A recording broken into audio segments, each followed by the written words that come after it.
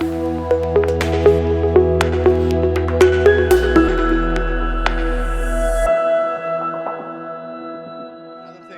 thing I wanted that you brought up, and I want you to dive deeper, not a ton, but is AI. So I'm sometimes sleepless because AI, it's coming, it's coming everywhere. Right. But the more I talk with people, also with my employees, so I got some pretty good technical people that are working in the billing, coding, and then tell me, hey, UV, those AIs, and you mentioned it, they're not really AIs. They could do things, but they cannot connect the pieces. Okay. So if you could just explain, because a lot of my competitors are presenting themselves as AI solutions for doctors, and you're a doctor and you're a tech guy, so I want to hear a little bit more about this. I don't know, because we had dinner and we talked about a whole bunch of stuff, including our kids. But I don't know if I got into this, but I'll give you a little bit of my history. I'm a little bit older. I'm 52. And back in the day, and so when I saw AI, I was excited, and there's a reason for this. So back in the day, when I was in high school, I lived up in Canada at the time. I lived in Montreal, and I went to high school, and I was doing, with part of the school, I was doing computer programming, and I participated with my class, and we would do national and international computer contests. No joke, okay? And there was this this thing, and it's developed since then. It used to be Canada and the United States. I think now it's in multiple different countries around the world, but it's this thing called the ACSL, the American Computer Science League. I'm throwing them a little plug there. But basically, they do these programming competitions during the year, and the all-stars, the people who are the best from all these different schools, go down to some different location and compete. And they do a written exam, and they do programming on computers, and like you're competing against the best of the best. Well, back when I was in grade 9 or grade 10, I was with this team of 4 other kids, and we went to Hershey, Pennsylvania. I still remember this. And we ranked first in Canada and third in North America, our computer team. Okay. So I know computer programming. It's been a while since I've been into it like that, but like I build my own computers. I've got monitors here. I've seen your. It looks. Yeah, I have fun with it. Okay, I'm in neurosurgery. It looks like the Star Wars over there in here. Yeah. This is my hobby. Like I'm gonna play. Like I do the IT in the office. I have fun with it. Okay. Well, the fact of the matter is, AI. In the day, people were talking about AI and they really meant AI.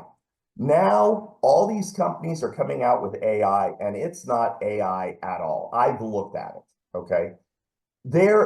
It's a branding thing, the way that you have like on food, all natural. Oh, yeah. It's absolutely nothing. Like, unless it's certified organic and then it means something legally, all natural means nothing. AI means absolutely nothing legally.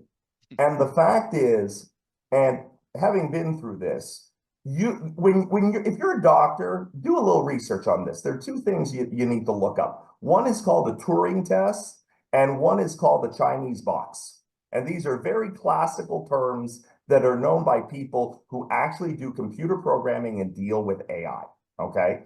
And if the people you're talking to say to you, oh yeah, we use AI, and you use these terms and they have no idea what you're talking about, they don't know anything about AI, okay? So what these really are they're very good. Don't get me wrong. Some of them are very good. They're very complicated computer algorithms that spit out very good results in a enclosed environment. But the problem is, healthcare is never an enclosed environment. Yeah. And so you're absolutely right. You can get an AI, and they'll talk about AI scribes doing, and I tried them, doing notes for you and so on. And they will do something very interesting as long as you babysit them every step of the way. That's exactly what my scriber told me. Like, he told me that you don't need to be concerned, because I need to still babysit the AI. So we need people then. Right. They are, it is not artificial intelligence. It's a, it would be like saying a chess program that can beat anybody in chess, like the grandmasters. We've gotten to that point, is artificial intelligence. No, No. it can solve a mathematical problem on an 8x8 square. That is it. And here's the solution. So chess is I'm going to use this as an example. Chess is a perfect example. You can get a huge supercomputer to beat the best grandmasters in chess using a chess algorithm, okay? Using a standard chess game.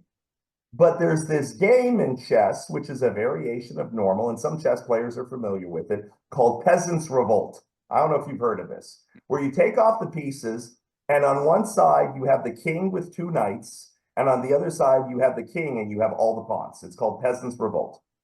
And it's a variation of the chess game just to play around because you kind of want to do something new. You get one of those chess programs to try to play a grandmaster in Peasants' Revolt, and all of a sudden the wheels fall off the bus. Yeah. Because this isn't a standard format game. There's no artificial intelligence.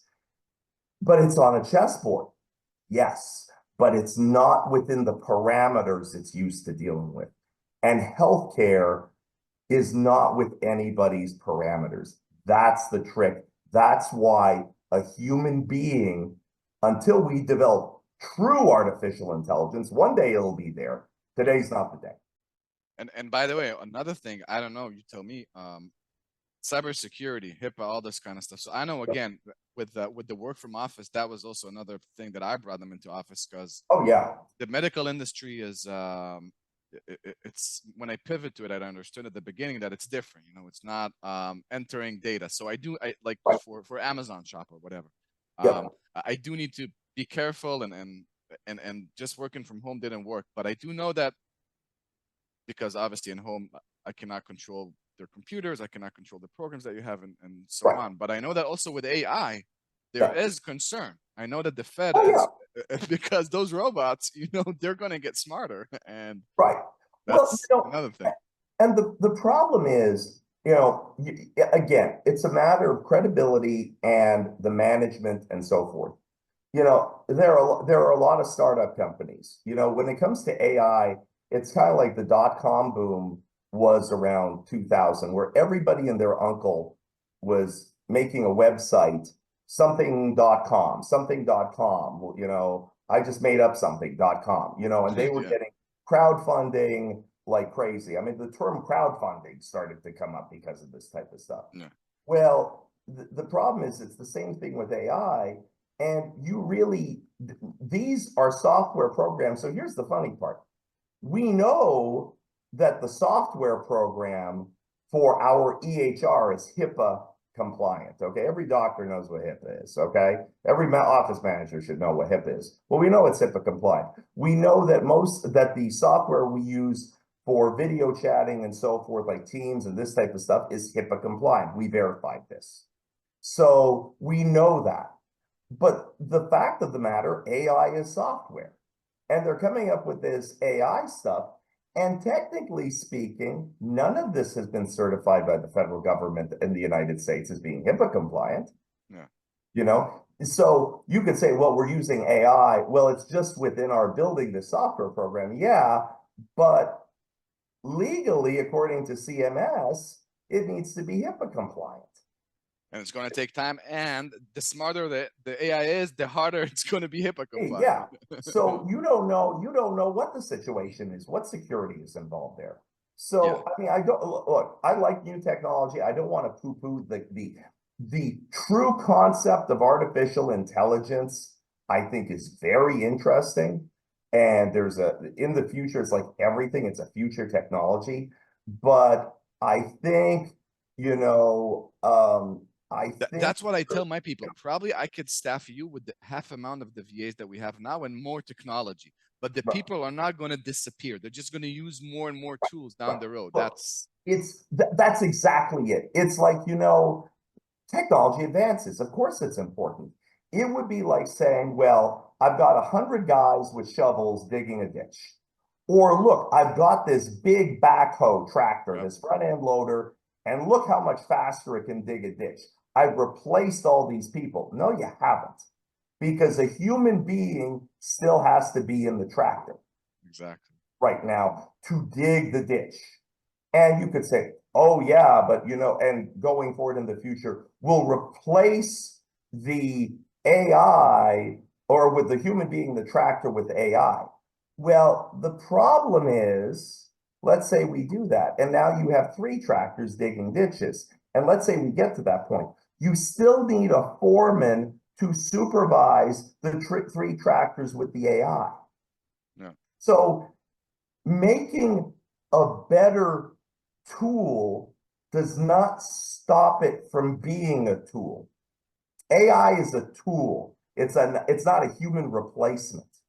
And that's where people are messing up. And that's why it's not working very well.